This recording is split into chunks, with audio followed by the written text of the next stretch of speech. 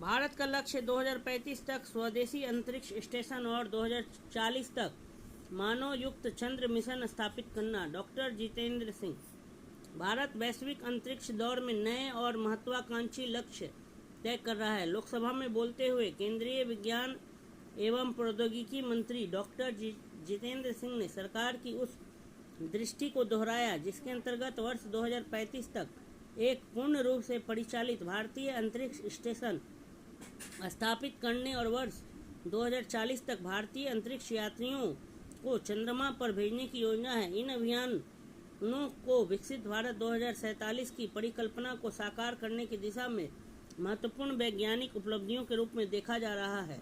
भारत की अंतरिक्ष महत्वाकांक्षाएं IAS से चंद्रमा तक। डॉक्टर सिंह की घोषणा उस विशेष संसदीय सत्र के दौरान हुई जो भारतीय वायुसेना के ग्रुप कैप्टन शुभांशु शुक्ला के ऐतिहासिक मिशन के उपलक्ष्य में आयोजित किया गया था। शुक्ला अंतर्राष्ट्रीय अंतरिक्ष स्टेशन ISS पर पहुंचने वाले पहले भारतीय अंतरिक्ष यात्री बने। इस उपलब्धि को राष्ट्रीय गौरव का क्षण और देश की बढ़ती अंतरिक्ष क्षमताओं का प्रतीक बताया गया। मंत्री ने अगले बड़े लक्ष्य स्पष्ट किए। भारतीय अंतरिक्ष स्टेशन 2035 तक एक अस्थायी स्वदेशी अंतरिक्ष स्टेशन जो भारत को दीर्घकालिक मानव अंतरिक्ष उड़ानों की श्रेणी में ले जाएगा। मानव युक्त चंद्र मिशन 2040 तक एक भारतीय अंतरिक्ष यात्री चंद्रमा की सतह पर कदम रखेगा जो भारत की अंतरिक्ष खोज यात्रा में ऐतिहासिक मील का पत्थर होगा। दृष्टि की नींव 11 वर्षों की अंतरिक्ष सुधार यात्रा। डॉक्टर सिंह ने कहा कि पिछले 11 वर्षों में भारत की अंतरिक्ष यात्रा में क्रांतिकारी बदलाव आए हैं।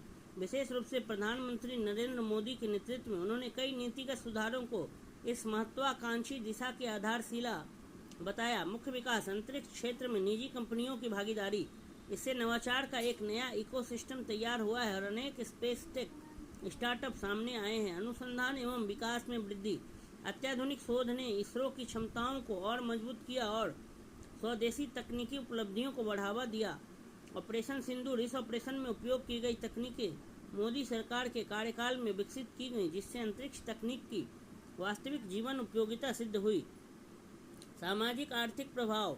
मंत्री ने जोर देकर कहा कि भारत का अंतरिक्ष अनुसंधान केवल रॉकेट और उपग्रह तक सीमित नहीं है बल्कि यह राष्ट्रीय अर्थव्यवस्था और जन कल्याण से भी गहराई से जुड़ा हुआ है।